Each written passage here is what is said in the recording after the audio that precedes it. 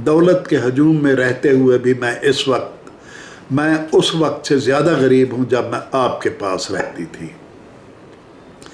मेरे पास अगर कोई दौलत है तो वो एक सुई है जिसका इस्तेमाल आपने मुझे सिखाया था और जिससे मैं फारिग औकात में कुछ न कुछ बनाती रहती हूँ। लिहाजा मैं अपने हाथ से बनी हुई कुछ जुराबें मम्मा मार्गरेट और आपके लिए भिजवा रही हूँ।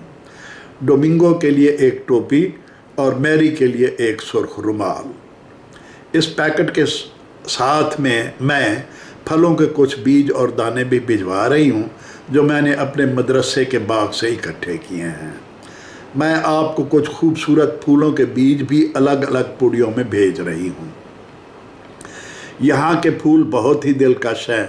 उम्मीद है मेरे भेजे हुए बीजों और दानों के पैकेट आपको और मेरी मम्मा मार्गरेट को रकम की इस थैली से ज़्यादा अच्छे लगेंगे जो गवर्नर बोर्डोनो ने मेज़ पर फेंकी थी और जिसने हमें जुदा कर दिया था और मुझे रुला दिया था। वक्त रुखसत आपने मुझे ताकीद की थी कि मैं अपनी खुशियों और दुखों की तफसील आपको लिखते रहा करूं। मम्मा जानी, आप लोगों से दूर खुशियां तो यहाँ नहीं हैं, दुख दर्द बहुत हैं, मगर मैं ये सोच कर उनको बर्दाश्त कर लेती हूँ कि ये खुदा की तरफ से हैं। यहाँ मेरा सबसे बड़ा दुख ये है कि कोई मुझसे आपके बारे में बात नहीं करता और न मैं किसी से आपके बारे में बात कर सकती हूँ। एक दिन मैंने अपनी नौकरानी, जो दर हकीकत मुझसे ज़्यादा आंटी की नौकरानी है, से बातें करते हुए गुफ्तगू का रुख आप लोगों की तरफ फेरा तो वो रुखाई से बोली, सुनो मामूज़ेल, ये फ्रांस है, यहाँ गंवारों के मुल्क की बात ना करो। मम्मा सच बताऊँ, मुझे तो ये गंवारों का मुल्क लगता है, यानी फ्रांस। मुझे तो ये गंवारों का मुल्क लगता है। यहाँ तो बात करने को तरसती है ज़बान मेरी। और हमारा मॉरिशस, वहाँ की तो नदियाँ और परिंदे भी बातें करते थे और हम भी उनसे बातें करते हुए थकते नहीं थे। मेरी तरफ से मैरी और डोमिंगो के लिए नेक ख्वाहिशात और फाइडल को भी मेरी तरफ से प्यार, जो मुझे बचाने के लिए जंगल में पहुँच गया था। आपकी लाडली और मुखलिस बेटी वर्जीनिया डी लातुआ। पाल हैरान था कि जीनी ने अपने ख़त में उसका जिक्र तक नहीं किया और उसके लिए एक लफ्ज़ भी नहीं लिखा था, हालांकि वो घर के कुत्ते तक का जिक्र करना नहीं भूली थी। लेकिन ऐसा नहीं था। ख़त के इख्तितामिया में जीनी ने पाल के लिए अलग से हिदायत लिखी हुई थी कि फ़लाँ बीज कहाँ और फ़लाँ पौधे कहाँ लगाने हैं। उसने ख़ास तौर पर उन जगहों का जिक्र किया था जो उन दोनों की यादों से मामूर थी। एक कागज़ पर उसने अपने बाल से पी और वी इस तरह गूंधा हुआ था कि पाल का रुआं रुआं अश्कर उठा। तमाम घर वालों ने इस प्यारी और नेक सिरत लड़की का ख़त इकट्ठे बैठकर आँखों की झड़ी के साथ सुना। उसकी माँ ने उसी वक्त घर के तमाम अफराद की जानिब से उसके नाम, वर्जीनिया के नाम, एक तवील ख़त लिखना शुरू किया। पाल ने भी अपनी बिसात भर उसे एक बहुत लंबा चौड़ा ख़त लिखा, मगर 6 माह तक कोई जवाब न आया। फ्रांस से आने वाले मकामी अफराद तरह तरह की बातें फैलाते कि वर्जीनिया की शादी एक बूढ़े नवाब से हो गई है। उन्होंने ज़ाती तौर पर दूल्हा और दुल्हन को देखा है।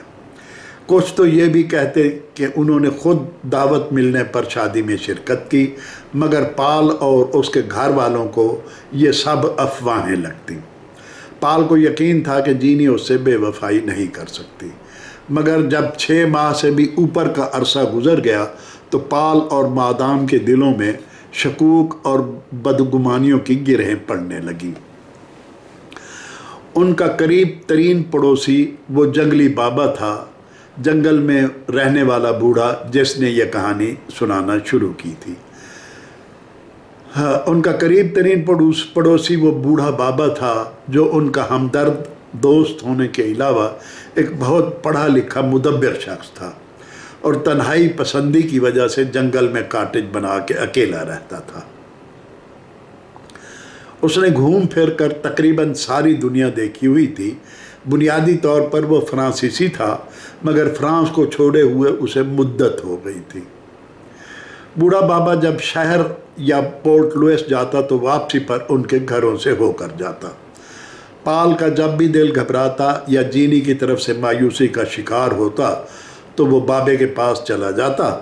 बाबे ने उसे तसल्ली दी और अपने कॉटेज के दरवाजे के पास उसे ले गया, जहां दाएं तरफ वाली खाली जगह पर एक क्यारी में वर्जीनिया का लगाया हुआ पपीते का वो दरख्त था जो उसने 3 साल पहले लगाया था, पापाया का।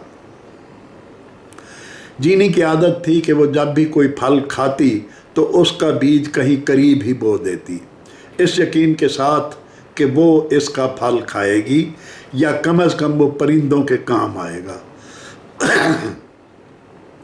उसने जो बीज यहाँ बोए थे, चंद दिनों में वहाँ पपीते के बहुत से पौधे निकल आए, जिनमें से मादा सिर्फ यही दरख्त निकला, बाकी सब सूख सड़ गए।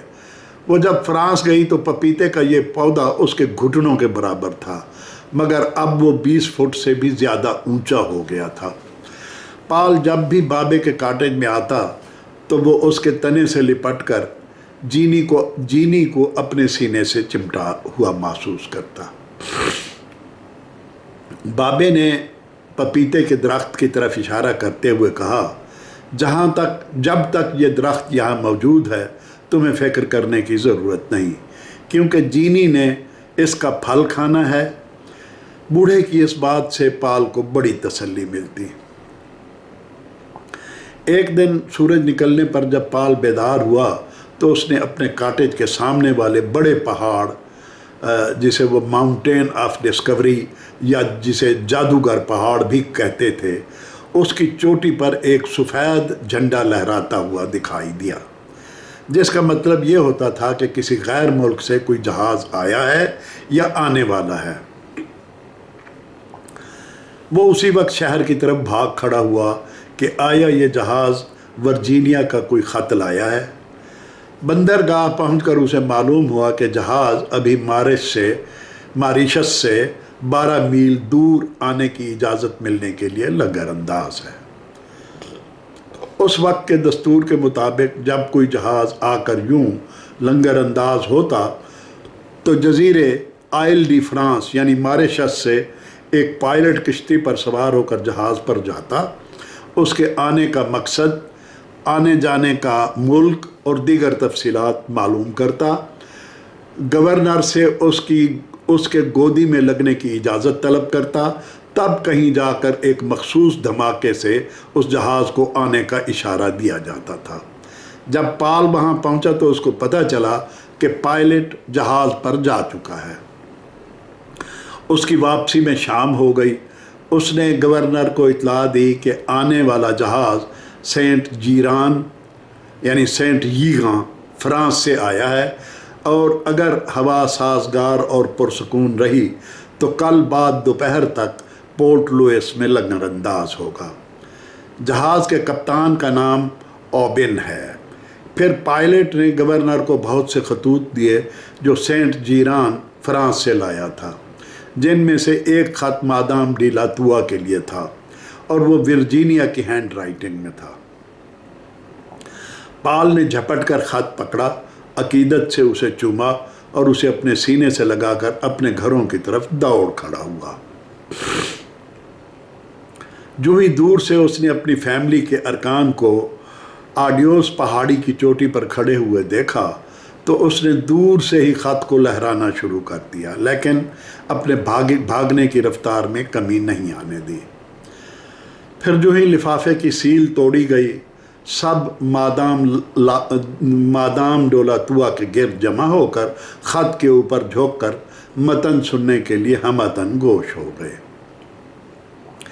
वर्जीनिया ने अपनी माँ को लिखा था कि उसकी आंट बहुत खरांट औरत थी जिसने उससे बहुत बुरा सलूक किया और उसकी शादी उसकी मर्ज़ी के ख़िलाफ़ एक बूढ़े खोसट से करने की कोशिश की, मगर उसने इनकार कर दिया, जिस पर आंट ने वर्जीनिया को अपनी विरासत से महरूम करके वापस मॉरिशस भेजने का फ़ैसला कर लिया है। جبکہ یہ سمندری طوفانوں کا زمانہ ہے۔ بہرحال مجھے خوشی ہے کہ میں اپنے خاندان سے جڑنے کے لیے سینٹ جیران سے واپس آ رہی ہوں اور جلد ہی آپ لوگوں کے پاس ہوں گی۔ خدا کا شکر ہے جس نے مجھے خرانٹ آنٹ سے نجات بخشی۔ سب کو میری طرف سے بہت بہت آداب اور پیار۔ فقط آپ کی لاڈلی ورجینیا ڈیلا